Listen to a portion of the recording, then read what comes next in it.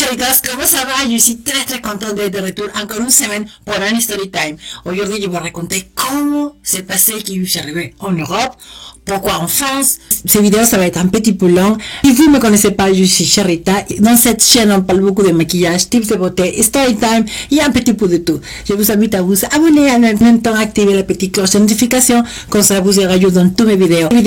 Ça va être encore un petit peu long, donc je vous invite à prendre un petit flûte de champagne, un petit verre de vin, un café, un thé, un chocolat, je sais pas. Ça vous branche? Restez.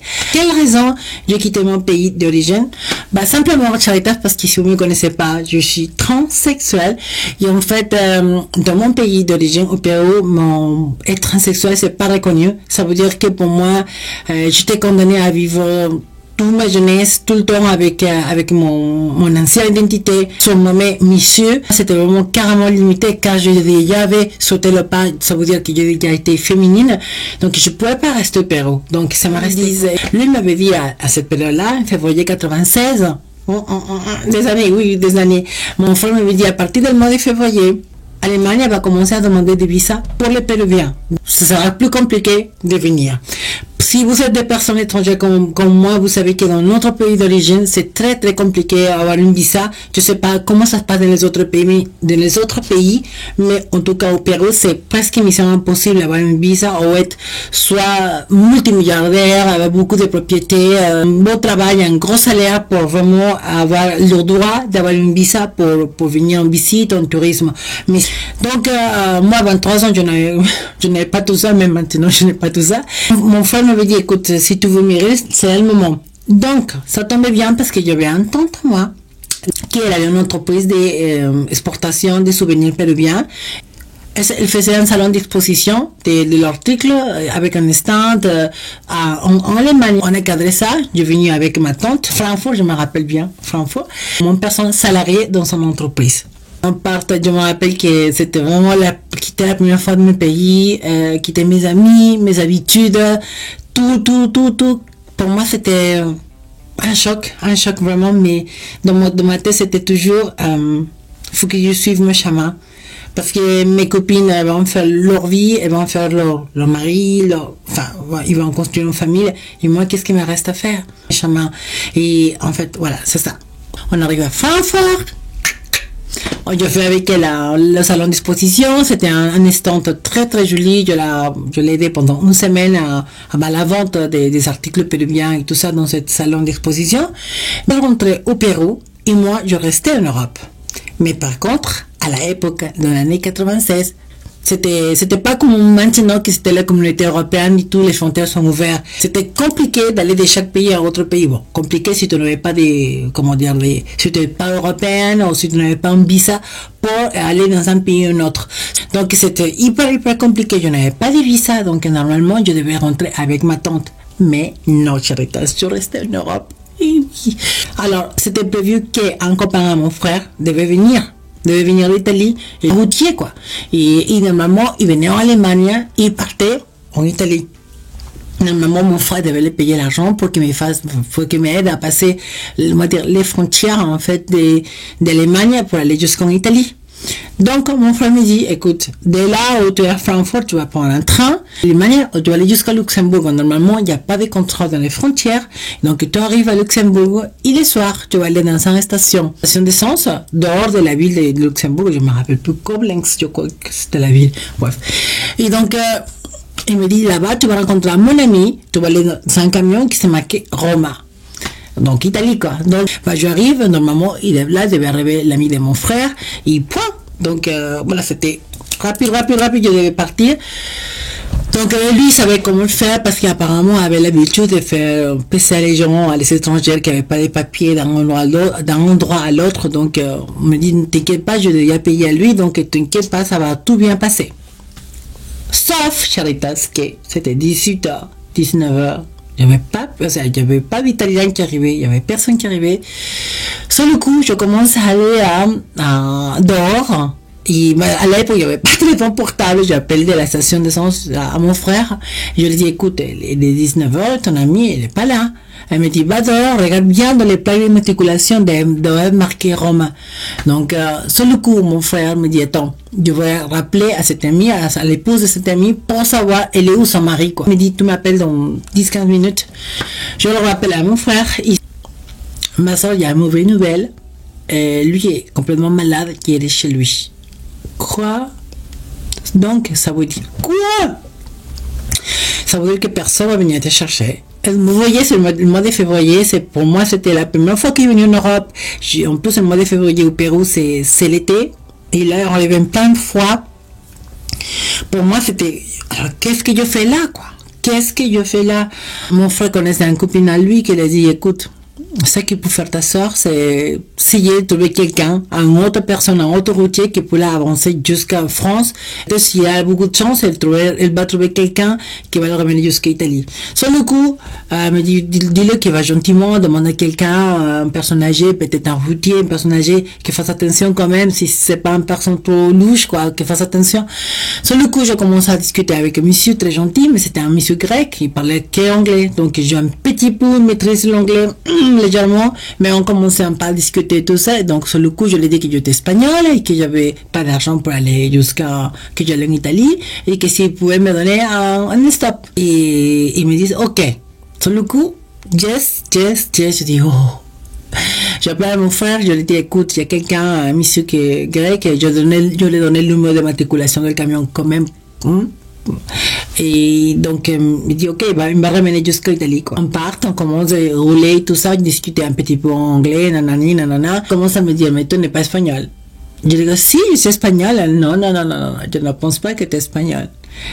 Et ils me disent, je pense que toi, t'es pas espagnol, je pense que t'es peut-être d'Amérique du Sud. Je dis, non. Si, à mon avis, tu n'as pas de visa. Je dis, oui, quelque chose comme ça. Elle me dit, écoutez, on avait passé déjà la frontière de la France, on était déjà en France, et sur le coup, on a roulé, on passait toute la journée à rouler, je sais pas où on était, je voyais pas où on était, en fait.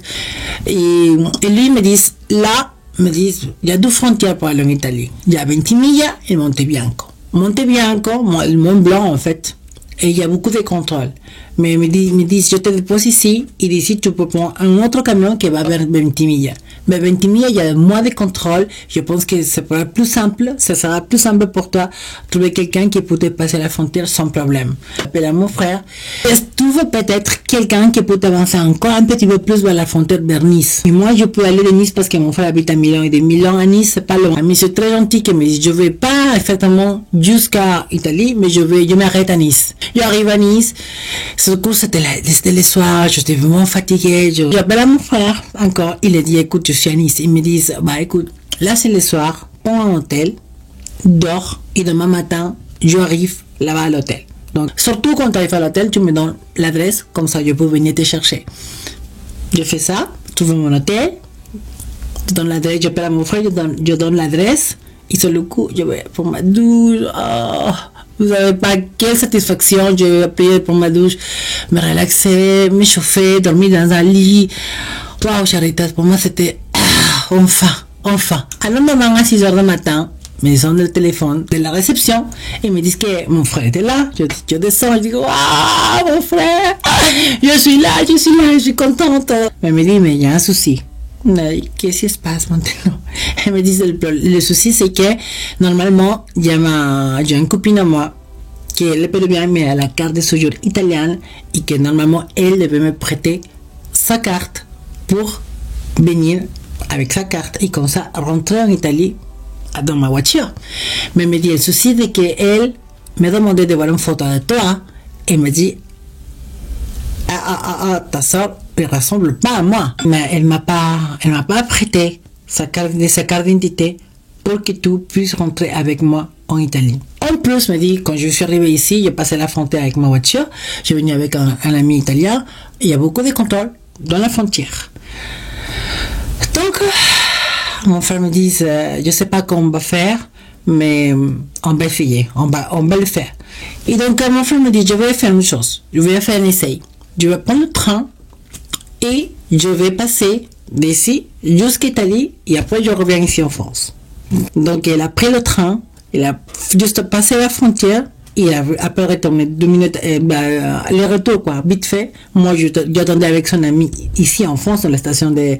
Quand mon frère, il revient, ils me disent, autant aller et retour, il y a des contrôles. Beaucoup de contrôles. En arrivant à la frontière, qu'est-ce qui se passe? Et j'ai vu 2 personnes qui sont ouvertes la porte du train, ils sont jetés de train. Je dis, quoi? C'était une fille et un garçon. Et donc, je dis, quoi? Dans ma tête, je dis, ok, mais t'es sûr qu'il va pas trop vite le train? Non, t'inquiète pas, si les gens j'ai vu qu'ils sont tournés, après ils sont roulés un petit peu dans l'herbe, me disent, et après ils se sont mis debout, ils sont marchés, me dit, ils sont traversés, il y avait un chemin, il y avait un truc qui sont ouverts, ils sont sautés, me dit, et j'ai vu qu'ils sont déjà en Italie. C'est très très simple à faire.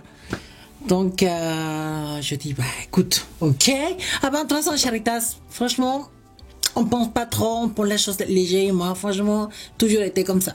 Faut me dire, ok. Pour moi, c'était une partie encore de ma vie, encore un film de ma vie.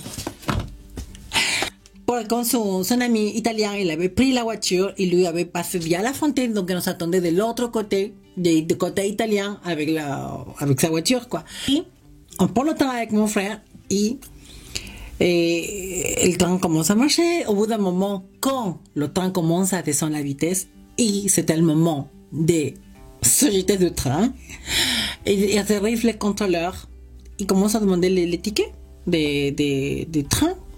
Et donc mon frère me dit, là c'est fichu. Sur le coup, je ne sais pas qu'est-ce qui s'est passé. Les contrôleurs seront oubliés ou autre chose de la autre voiture de train. Donc c'est à ce moment-là que mon frère me dit, c'est le moment maintenant. Oh! Sur le coup, Charitas, quand mon frère avait ouvert la porte du train, et moi je me suis mis comme ça, mon frère me dit, c'est maintenant le moment. Charitas, jusqu'à là, je rigolais, je disais non, je ne réalisais pas. Mais quand je me vu là, quand le train roulait, et j'ai vu vraiment que c'était le moment de s'agiter du train, là, Charitas, en 1 minute, j'ai eu un fil de ma vie. Jusqu'à là, je sais pas, il s'est passé mes souffrances d'enfance, mes choses, quoi. Et donc, je dis, là, c'est le moment. Et je dis, je suis là. Faut y venir jusqu'à là. Je suis pour mes rêves et je vais continuer. Donc, allez, 1, 2, et hop, je me suis jeté, Charitas. Je me suis jeté. Je suis tombée. Je roulais sur l'herbe, effectivement, mais mon frère m'avait dit, c'est vrai que dans le train, Charitas, quand on voit ça, le train, on va pas vite. On dit dans notre tête, non, il va pas vite. Mais quand je suis tombée, Charitas, je sentais qu'elle est pas vite, c'est vrai, parce que non, j'étais pas vivant. Mais quand même, je suis roulé dans l'herbe, quand même.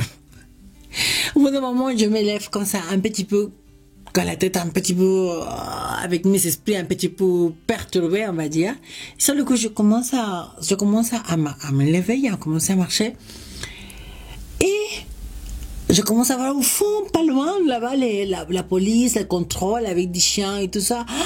Sur le coup, Charitas, je me suis carrément mis au genou comme ça. Je me suis cachée. Et je commençais à dire, non, c'est pas le bon côté, là. Sûrement, c'est pas le bon côté, parce que là, je me mets dans la bouche de loup, quoi. Donc, je dis, non. Donc, je suis détournée. Je commençais à marcher de l'autre côté. À marcher, un petit peu marcher. Dans le coup, je me rappelle que mon frère m'a dit, ces 2 personnes qui sont jetées dans le train, ils ont ouvert comme une grille, qui s'est tout ouvert, me dit, ils sont montés, ils sont sautés. Me dit, c'est pas haut, vraiment, c'est facilement, tu vas pouvoir monter et grimper, tu pourras sauter. Bah, je cherchais à pas jeter un petit peu la tête, un petit peu comme ça. Sur le coup, je trouve une grille, quand j'ouvre la grille, je monte, Charitas, je saute. Voilà. J'étais déjà en Italie. Je commence à marcher pour chercher la gare, Charitas. Et je trouve quelqu'un, un Italien qui me dit, ciao bella, voyons un passage. Ça veut dire, ciao, bonjour, tu vois un stop. Oh, je suis en Italie.